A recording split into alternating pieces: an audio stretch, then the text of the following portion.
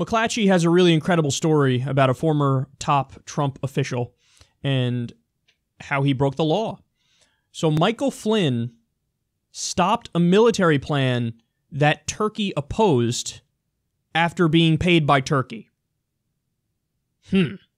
So you know all the cries and the screams and the yelps and the moans about Russia, Russia, Russia, and how they're affecting the Trump administration. Here's a case where it's been proven that you have a foreign country influencing the policy direction of the United States because they paid somebody to push us in that direction.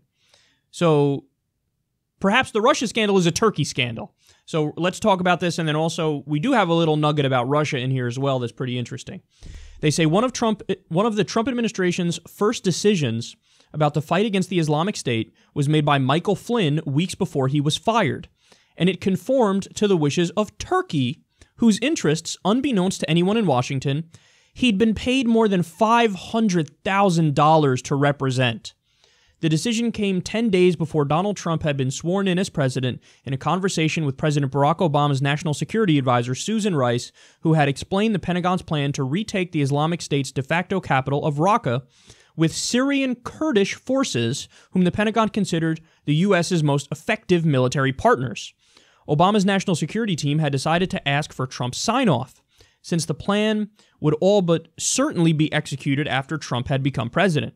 Flynn didn't hesitate. According to timelines distributed by members of Congress in the week since, Flynn told Rice to hold off, a move that would delay the military operation for months. If Flynn explained his answer, that's not recorded, and it's not known whether he consulted anyone else on the transition team before rendering his verdict. But his position was consistent with the wishes of Turkey, which had long opposed the United States partnering with the Kurdish forces, and which was his undeclared client. Trump eventually would approve the Raqqa plan, but not until weeks after Flynn had been fired. Flynn's connections to Russia have been widely discussed. In 2015, he was paid more than $33,000 to speak at a gala dinner in Moscow, where he was seated next to President Vladimir Putin. That alone may have exposed him to criminal charges. As a retired U.S. military officer, Flynn was required to seek permission to travel and to receive payment from a foreign entity, something the State Department and the Pentagon have told Congress he did not do. But it is his paid work on Turkey's behalf that offers the clearest evidence of his role as a foreign agent and of his legal problems, since he did not declare his foreign agent status till weeks after he'd left the Trump administration. Okay, so let's be clear about something. Michael Flynn was fired because of stuff like this. The Turkey revelation is new, but what we learned is Michael Flynn would take money from foreign countries, and he didn't file or disclose as a foreign agent, even though he was a foreign agent, because you're accepting payments from foreign governments, and then what? You're going to get a top position in the White House and influence policy and not disclose that other countries have been paying you thousands of dollars and in some cases hundreds of thousands of dollars? Well, no, you're obviously going to do their bidding. That's why they're paying you all that money. They want something in return, and they're your buddies. So, okay, now I'm going to tweak policy in the U.S. to suit the interests of foreign powers as opposed to the American people, which is who you're supposed to be crafting policy for. So that's why Flynn was fired, because he was corrupt, and he didn't even file as a foreign agent, even though he was clearly accepting money from foreign powers, multiple foreign powers. By the way, Paul Manafort, one of Trump's campaign advisors from back in the day, he also was let go for the same reason. He was taking money from pro-Russian elements in Ukraine, and he wasn't disclosing it, and he was caught as taking that money. And then Trump was like, well, I have this heat on me for Russia, Russia, Russia. And some of my campaign guys actually did take money from Russia. So he's like, I'm just going to fire him because I don't want to be associated with this nonsense. So, but here you have an instance where caught red-handed in terms of not just taking the money and, hey, that means that theoretically, philosophically, hypothetically, maybe you'll do some policy that helps them. Caught red-handed in that, no, he did push policy that helped Turkey. That was what Turkey wanted, even though it was against what the United States' interests were. So understand, they're talking about taking back Raqqa, which is the capital of ISIS. They still hold Raqqa.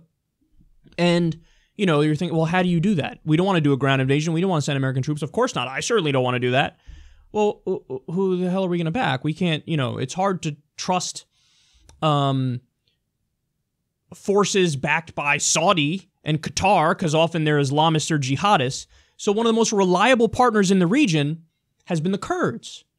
Now, the only problem with that is Turkey's one of our top allies, and they despise the Kurds.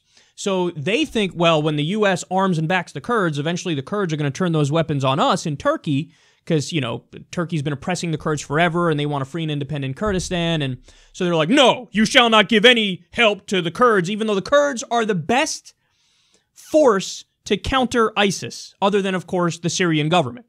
So our interests, if our interests really are we want to defeat ISIS, there's no question the Kurds are the way to go. Like, the Kurds are your best allies on the ground. So the Obama administration said, okay, we're going to have the Kurds retake Raqqa because that's the only way to really do it, is because they're going to be the most successful.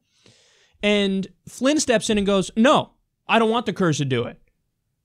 And everybody's like, well, that's weird. Why would you? That seems to be really bizarre. I mean, it's the thing everybody agrees is the easiest way to actually do it.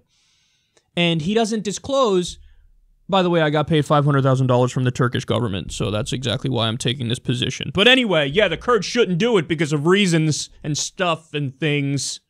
Yeah, bad idea. Bad idea. So here you have a top White House official at the time, top national security advisor, taking $500,000 from a foreign government, doing the bidding of that government, and snubbing the best policy and what would help the American people and take back the capital of ISIS from ISIS. I've never seen a clearer example of corruption, collusion, a crime.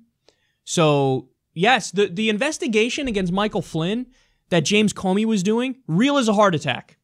You guys know, I happen to believe that a lot of this Russia talk, there's no there. Trump hasn't done any policy that materially benefits Russia. So that means that all the talks of collusion and he's doing their bidding, but he hasn't done anything policy-wise that benefit them. He bombed their top ally in Syria, and he struck down their Exxon oil deal, which would have been a multi-trillion-dollar deal. So he hasn't done anything yet that benefits them. So that means it's all speculation about Trump specifically. But with Paul Manafort and with Michael Flynn, I'm ready to say guilty. So Comey looking into Flynn, and then Trump saying, hey, by the way, don't look into Flynn.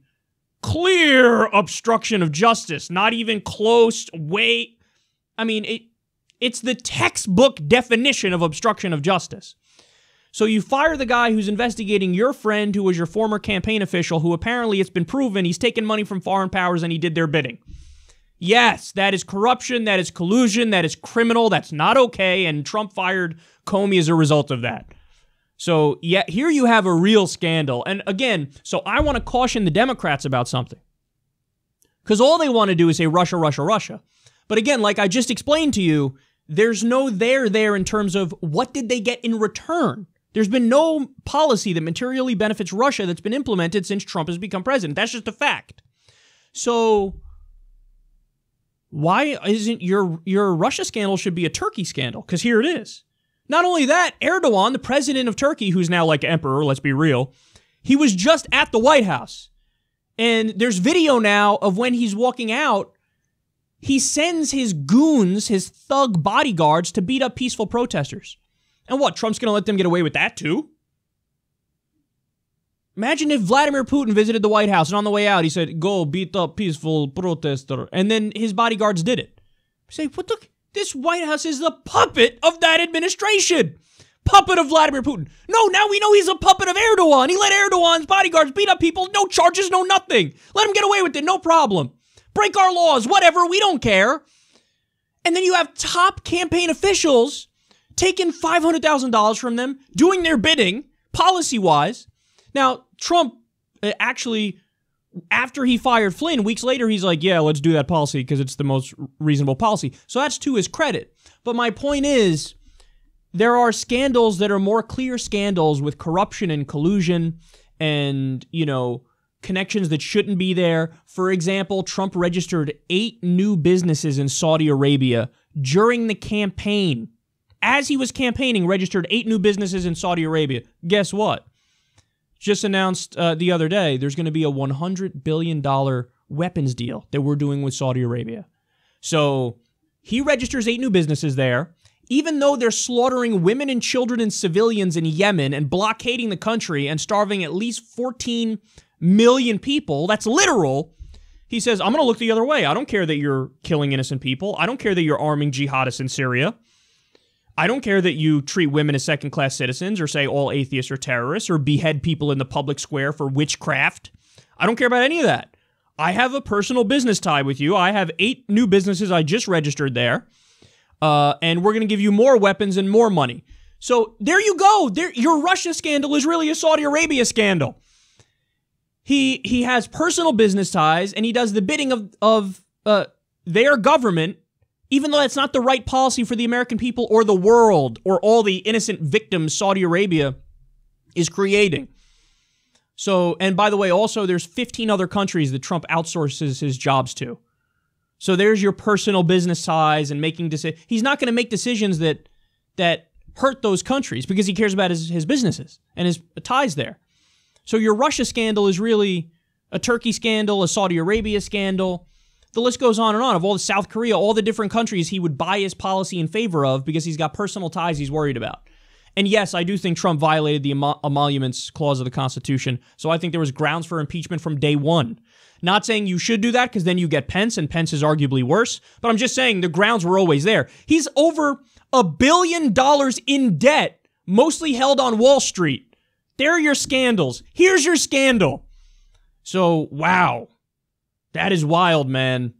And Flynn, he really should face jail time because this appears to be an open and shut case as to how corrupt he is and how much he was colluding with foreign governments.